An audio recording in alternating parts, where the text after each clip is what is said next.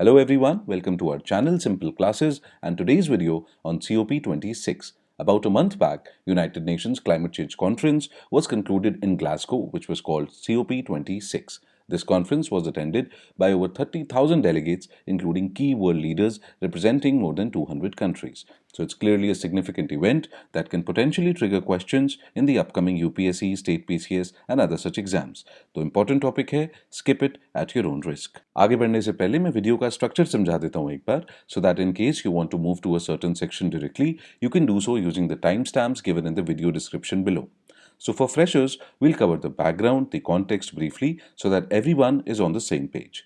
Then we'll discuss the goals that were stated by the host country, that was United Kingdom.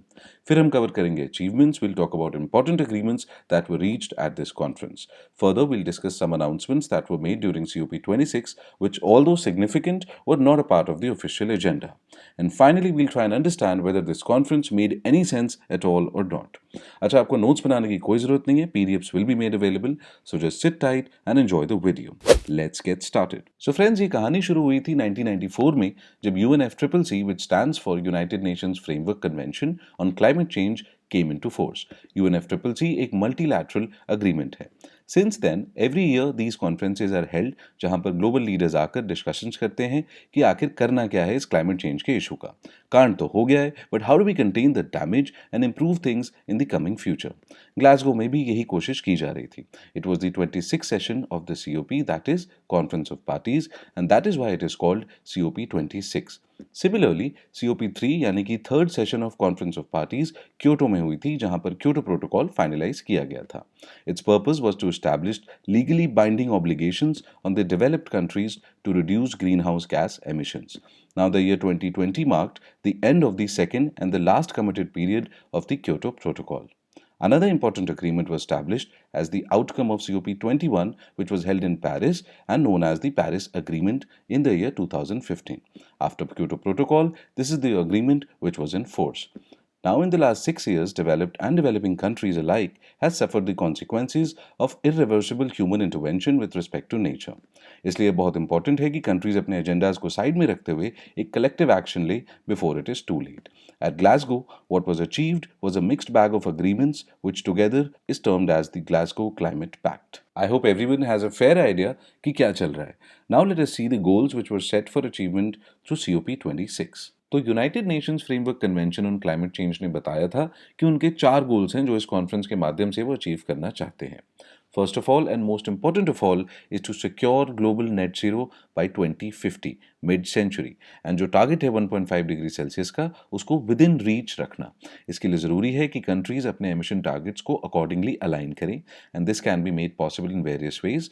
Firstly by accelerating the phase out of coal. This is the first time जब एक particular fossil fuel को target किया गया था. Secondly, we need to curtail deforestation in absolute terms. Achieving this goal is not easy as it sounds when viewed from the development perspective. Thirdly, the switch to electric vehicles has to be done very swiftly, especially in markets में जहां automobile industry is a growth anchor. And lastly, renewable energy में investment बढ़ाना होगा, उनको promote करना होगा so that in eventuality our dependence on fossil fuels can be done away with. Second goal as per UNFCCC is to adapt in order to protect communities and natural habitat. The climate is already changing and that too at an accelerated rate. और जब हम emissions को कम करने में लगे होंगे उस दौरान भी क्लाइमेट में चेंजेस साइमल्टेनियसली होते रहेंगे and that too with devastating effects. So we need to come together as early as possible to drive the action and set things in motion. तीसरा गोल था as per UNFCCC Paris rule book को फाइनलाइज करना. Although the agreement was in force 6 years ago, until we come together and work out the finer details, it's operationally ineffective yet. काफ़ी हद तक rules 2018 में final किए जा चुके थे, कुछ इंपॉर्टेंट प्रोविजंस अभी भी पेंडिंग थे. For example the one relating to carbon markets was still unresolved. And then we have the goal of finally mobilising the finance. जब तक पैसा नहीं आएगा कितनी भी बातें कर लो उसका कोई फायदा नहीं. We need money, we need capital to put things in motion. Developed countries whose growth has been fueled by fossil fuels in the last centuries and more, उन्होंने $100 billion हर साल as climate finance देने का promise किया था, but they are yet to make good on that promise.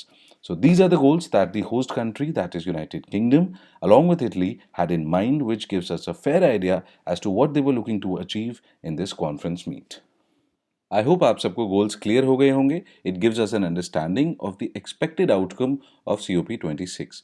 Now let's see what was actually achieved after almost 2 weeks of negotiation amongst the member countries during this conference.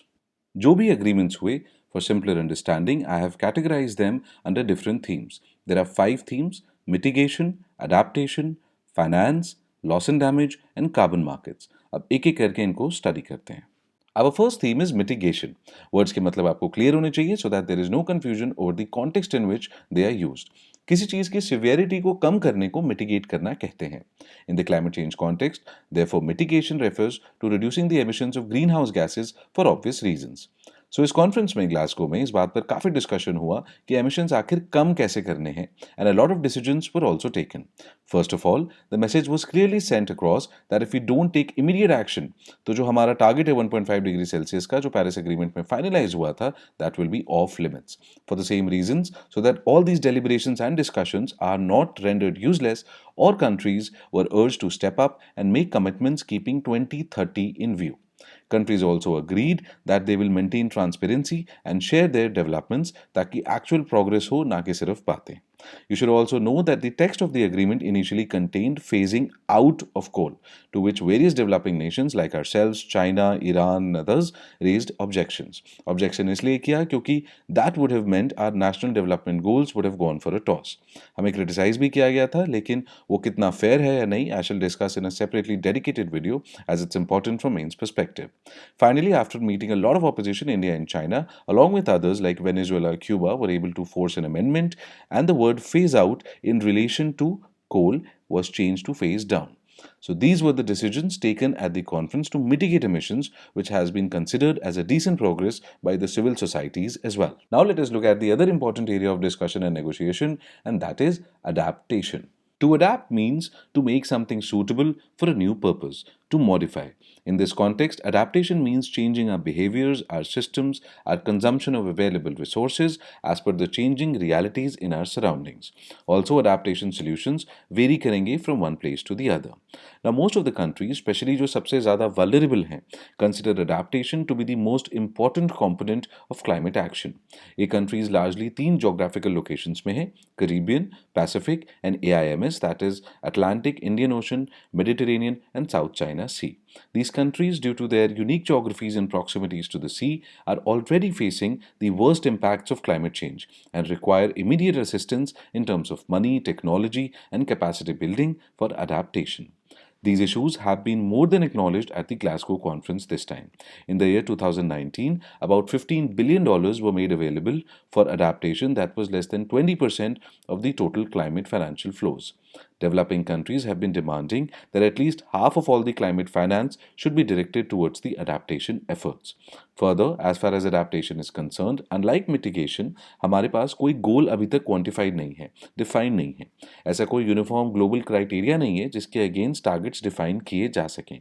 Developing countries have also now unanimously put forth their demand to define such a goal for adaptation as well. Now let us move to the next theme of achievement, that is mobilization of finance, which is undoubtedly the bedrock for climate action. Now, every climate action has financial implication. It is now estimated that trillions of dollars are required every year in order to fund necessary actions to achieve the climate targets. But sadly, money is in short supply. Developed countries are under an obligation due to their historical responsibility in emitting greenhouse gases to provide for finance and technology to the developing nations to help them deal with this change. Back in 2009, developed countries ने promise किया था कि वो $100 billion mobilize करेंगे every year from 2020 onwards. The same promise was reaffirmed during the Paris Agreement as well, which also further asked the developed countries to scale up this amount from the year 2025 onwards. Now, the 2020 deadline has long passed, but those $100 billion are nowhere to be seen. However, the positive from Glasgow is that the developed countries have now said that they will arrange this amount over the next 2 years, that is 2023. Now, whether they come through on this promise or not, that is something only time can tell. Now, let us move to the next theme in achievements, that is loss and damage. The frequency of the climate disasters has been increasing rapidly, and many of these cause large-scale devastation. The worst affected are the poor and small countries and, of course, the island states. Now, although there have been provisions in previous COP agreements in the past, such as the Paris Agreement itself, still there is no institutional mechanism in place to compensate these nations for those losses. However, this time in the Glasgow conference, even though loss and damage provision was not on the official agenda, it did get the required attention, if not action. One of the earlier drafts of the agreements included a provision of setting up of a facility to coordinate these loss and damage activities. However, the final agreement, which has acknowledged the problem and dealt with the subject at substantial length, has only established a dialogue to discuss arrangements for funding of such loss and damage activities. This has been seen by the civil societies as a major letdown. Now let us move to one of the major highlights of this summit, that is carbon markets. The resolution of the deadlock over carbon markets represents one of the major successes of COP26. So guys, carbon markets facilitate the trading of emission reductions. Such a market allows countries or industries for that matter to earn carbon credits for the emission reductions they make in excess of their targets. These carbon credits can be traded in exchange of money with the highest bidder. So whoever buys these credits can now show the emission reductions as their own and accordingly use them to meet its own emission target. Therefore, carbon markets is considered to be a very important instrument to reduce emissions globally. Now see, a carbon market existed under Kyoto Protocol, but the protocol itself expired last year, and a new market under Paris Agreement was yet to become functional. Now, developing countries like India, China, or Brazil have a lot of carbon credits left over, so they will want to obviously use these credits. But the developed nations did not want this to happen, so they were trying to raise questions on the quality of the credits. This was the reason for the deadlock. But finally, Glasgow Pact has given some respite to the developing nations by allowing them to use these credits, but only till the year 2025. This resolution has been seen as one of the major successes at the Glasgow conference. So guys, these were the achievements, or rather the outcomes, of the 2-week long hard negotiations among the elites of the world representing the privileged and unprivileged sections of the global community. Now let us see some other developments, some important and noteworthy announcements that were made, which were not a part of the official agenda but are praiseworthy and significant nonetheless. So the one announcement that truly stands out is the one our Modi ji made in his speech. Apart from other things, India promised to turn net zero by the year 2070. The details of the Panchmitra of climate actions will be dealt separately in another dedicated video, wherein we'll talk about if and how this is possible. It's extremely important from UPSC's perspective.